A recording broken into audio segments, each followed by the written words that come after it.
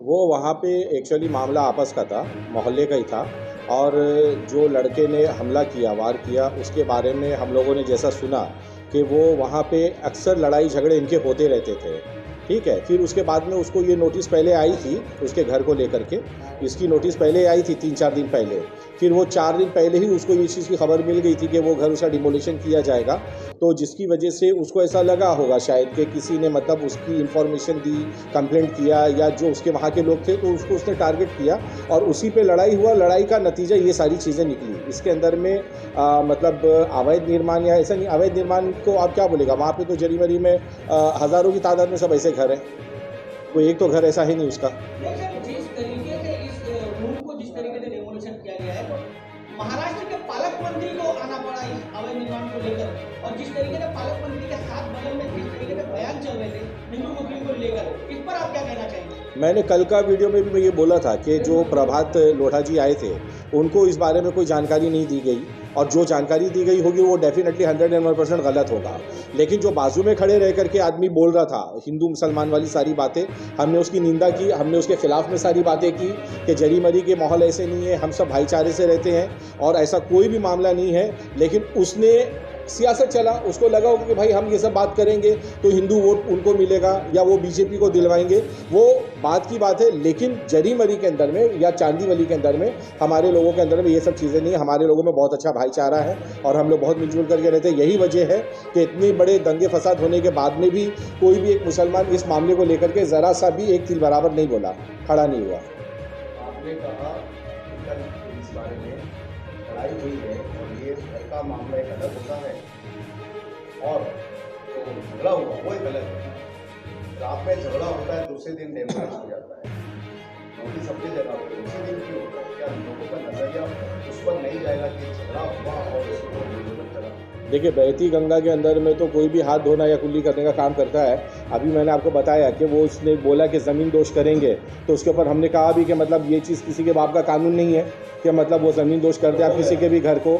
और उसके बाद में फिर क्या नाम बोलते हैं कि ये चीज़ें तो जो नोटिस निकली थी, लेकिन क्या हुआ कि कहीं ना कहीं इस चीज़ का दबाव पड़ा है बीएमसी के ऊपर कि मतलब उसको किया जाए। और वो लोगों ने जो कार्रवाई थी वो गलत तरीके से किया कि जो मतलब सपोज जो गवर्नमेंट ने पास किया है 22 फीट या 24 फीट, उसके अलावा भी लोगों ने उससे ज़्यादा काम किया है। इसके ऊपर कार्रवाई होनी चाहिए, ये मेरी मांग है। उसी जो झगड़ा होगा उसी पे कार्रवाई होगी या अगल बगल में आजू बाजू में पूरे चांदीवली में हजारों की संख्या में अवैध निर्माण हो रहे हैं, बड़े बड़े काम हो रहे हैं? क्या ये इस टाइम में ये मैसेज देना जरूरी था मंगल प्रभात लोढ़ा हो या बीएमसी को कि देखिए आप कुछ करोगे तो हम ये डेमोलिश करेंगे और बुलडोजर चलाएंगे?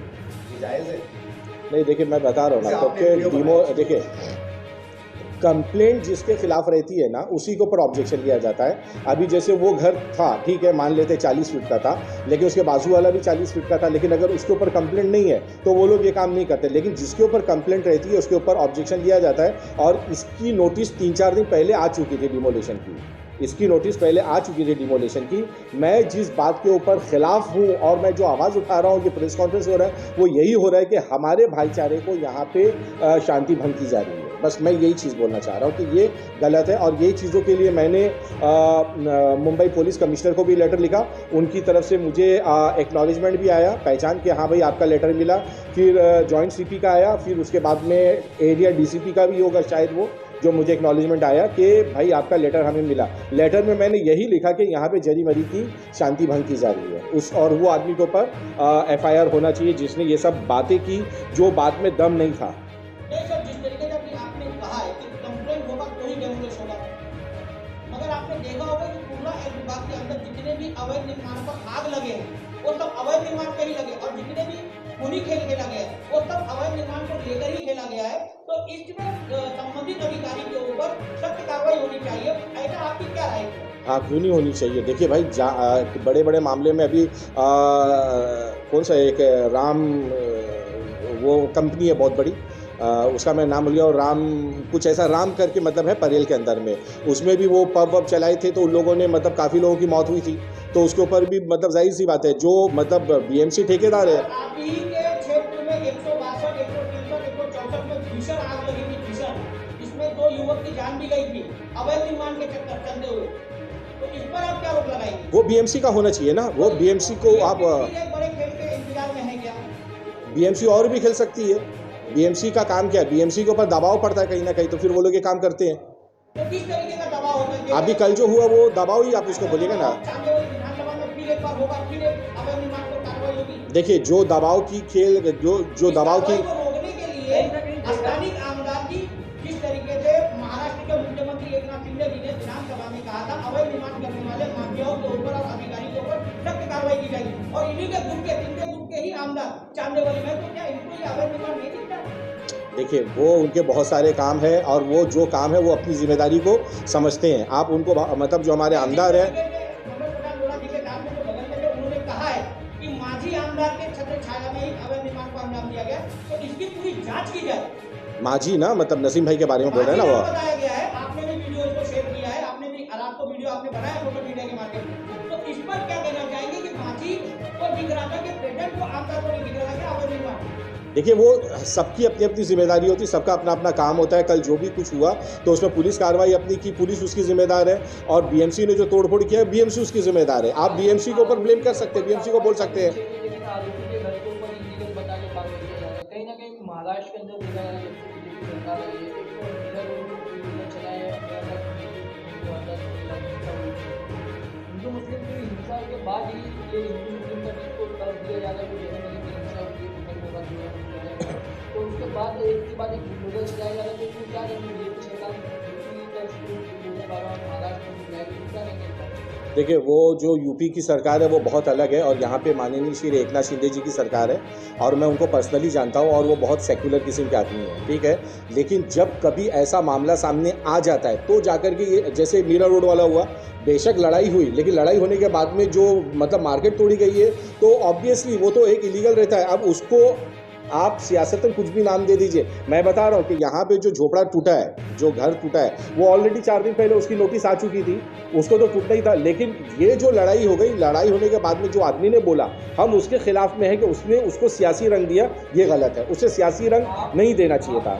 4 दिन पहले नोटिस आ गई थी, लेकिन जो आदमी ने इंटरव्यू दिया वो संतल समाज का अध्यक्ष बताया जा रहा है, वो इंटरव्यू देते हुए ये बताया कि जब जिहाद के ऊपर ये झगड़ा हुआ था और कोई लोग बोल रहे कि पार्किंग को लेकर झगड़ा हुआ, क्या कहेंगे? वो पार्किंग को लेकर के ही हुआ झगड़ा वहाँ पे। वो देखिए मैंने बताया ना कि जो लड़का ने वार किया वो लड़का मतलब ऑलरेडी बहुत र्यूडली वहाँ पे लोगों के साथ में उसका बिहेव होता था। तो उसने, मेरे दोस्त है, मैंने बोला वो विकास नाम का उसका जो भांजा भतीजा जो भी उसको भी हुआ, तो जो लफड़ा लड़ाई हुआ हम तो उसकी निंदा करते, ये चीज़ें नहीं होनी चाहिए। लेकिन वो जो मामला था वो शुरू से ही ऐसा एक, देखिए क्या होता है मालूम आपको कि वो जो होता है ना ज्वालामुखी, अंदर ही अंदर ज्वालामुखी पल रही थी। फिर उसके बाद में जब उसको नोटिस आई, नोटिस आने के बाद में उसको हो सकता है किसी को कुछ गाली वाली दिया होगा। ये ऑलरेडी वहाँ पे भी अभी जस्ट 6 महीना पहले ईद मिलादुन नबी को भी लेकर के उन लोगों ने वहाँ पे वो कुछ कल्चरल कुछ प्रोग्राम करने का उसने किया था। पाक के ऊपर भी काफ़ी मामला गर्म हुआ था, तो आए दिन कुछ ना कुछ होता था। लेकिन मेरी राय ये है कि भाई उस मामले को लेकर के वो हमेशा कुछ ना कुछ बदनाम रहता था। तो सर खुलना विभाग के अंतर्गत चांदेवाली विधानसभा में अवैध निर्माण को रोकने के लिए स्थानीय आमदार को आप क्या संदेश देंगे? सर देखिए हमारे आमदार एक्सपेक्टेशन से ज़्यादा काम कर रहे हैं, और मेरे पास में अल्फाज नहीं है बोलने के लिए कि, और मैं वो मोदी वाली बात नहीं करूँगा कि वो बहुत काम करते हैं और रात में 3 बजे आते हैं, लेकिन 3 बजे रात में जरी मरी के लोग भी देखते हैं जो यहाँ पे रहते हैं कि भाई वो 2 बजे 3 बजे आते हैं। अभी जस्ट जो ये कटिंग हुआ था वो 2:30 बजे रात में हम लोगों के साथ में थे, तो वो काम बहुत करते रहते। आप उनको आप गटर बाथरूम वथरूम वाला सब काम की जिम्मेदारी मत दीजिए। मैं रिक्वेस्ट करता हूँ खाली कि किसी के दबाव में रहकर कोई काम करने की ज़रूरत नहीं है। ज़िंदगी, मौत, रोटी रोज़ी ये सब अल्लाह के हाथ में होती है। आप किसी का भी घर ऐसे तोड़ देते हैं, आपकी सैलरी इतनी ज़्यादा है, आप 2 पैसा बैठ के भी अगर चाहेंगे तो कहीं भी नौकरी मिल जाएगी। आप धर्म मतलब जो हमारा ईश्वर अल्लाह है उससे बढ़ के कोई चीज़ें नहीं है। आपको कैसे पता कि मुस्लिम भाईचारा को लेकर क्या बयान देना चाहेंगे जिस तरीके से चांदेवाली विधानसभा के अंदर चल रहा है? हम लोग यही बोलना चाहते हैं कि भाई हम लोग कम से कम अभी जब से भाव साहब जीत करके आए हैं तब से तो हम लोगों की यूनिटी बहुत ज़्यादा बढ़ गई है। हमारे लोगों का जितना काम हो रहा है, जितने लोगों के अंदर में इक्वलिटी दी जा रही है, तो हम लोग इस चीज़ से बहुत ज़्यादा खुश हैं। बस यही मैं कहता हूँ। माना जाए कि चांदेवाली के आमदार अवैध निर्माण पर नजर नहीं रखेंगे? नहीं, नज़र आप उनको उनके ऊपर क्यों चाहते हैं कि वो नहीं मुख्यमंत्री एकनाथ शिंदे जी ने विधानसभा में कहा है अवैध निर्माण करने वाले अधिकारी और संबंधित भूमाफियाओं के ऊपर कार्रवाई की जाएगी, ऐसा नहीं नहीं नहीं नहीं नहीं नहीं, देखिए मैं क्या बोलता हूँ, उनका काम डेवलपमेंट का है, उनका काम डेवलपमेंट का है। चांदीवली के अंदर में जो कमियां थी कई सालों से नहीं हो रहा था, वो काम कर रहे हैं, तो हमें उनका सपोर्ट करना है ना। हाल ही में सभी पार्टी के लोगों ने अवैध निर्माण को लेकर एक बड़ा बयान दिया है। मेरे ही चैनल के माध्यम से मैंने आपको दिखाया है, सोशल मीडिया के माध्यम से, कि किस तरीके से पूरा विभाग के अंदर भ्रष्टाचार को लेकर कितना बड़ा बड़ा बयान चल रहा है। जैसे आरएनसी प्लांट को लेकर जिस तरीके से अवैध तरीके से चल रहे, अवैध डंपिंग माफिया चल रहे, अवैध पार्किंग चल रहे, तो इन सबको क्या स्थानीय आमदार को नहीं दिखता है? देखिए, स्थानीय आमदार के पास में बहुत काम है, और जो लोग इस चीज़ का मतलब काम के लिए मतलब आप बोल रहे हैं ना कि बहुत सारे लोगों ने इसके ऊपर ऑब्जेक्शन लिया, उन लोगों के पास में काम नहीं है, वो फ्री है, वो लोग सब करते हैं सब काम। हमारे भावसेब के पास में मैं बोला ना आपसे कि अगर मैं बोलूँगा तो फिर आप चापलूसी वाली बात करेंगे कि वो सुबह से निकलते हो, जितना काम का वो उद्घाटन करते हैं, वहाँ पे जाते वेरिफिकेशन करते हैं, देखते हैं कि काम हो रहा है कि नहीं हो रहा है। चाहे आप रोड मॉडिफिकेशन ले लीजिए, चाहे गार्डन ले लीजिए, चाहे स्कूल ले लीजिए, चाहे कॉलेज ले लीजिए, तो उसके अंदर में वो अपना काम कर रहे हैं ना। आप उनको खाली अवैध निर्माण के चक्कर में क्यों पड़े हुए हैं?